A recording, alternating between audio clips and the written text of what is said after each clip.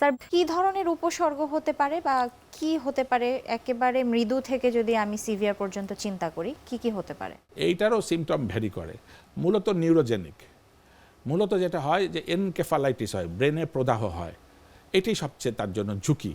এবং এর অদ্যাবধি 100 জন রোগীর ভিতরে 70% রোগী মৃত্যু হয়ে গেছে।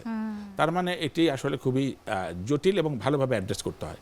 আমি একটু আগে বলেছি যে রোগী নির্ণয়টাও খুব দেরিতে হয়ে যায়, ডাক্তারের কাছে আসতেও দেরি হয়ে যায়, ডাক্তারের ক্ষেত্রেও কখনো কখনো রোগী দেরি হয়ে যায়।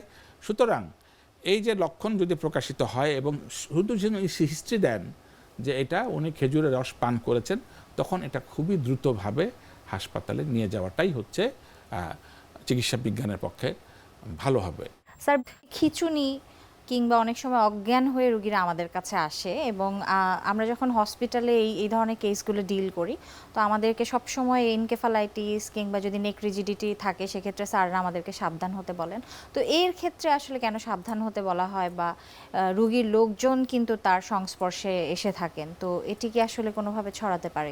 না, ধরা যাক কোভিড একজন আছে, তার সাথে আমরা কি বলেছি যে সামাজিক দূরত্ব বলেছি, আমরা মাস্ক পরবো, আমরা হ্যান্ডশেক করবো না, এভাবে এটি ছড়ায় না। আমরা আগে বলেছি যে এটা মূলত জেনেটিক।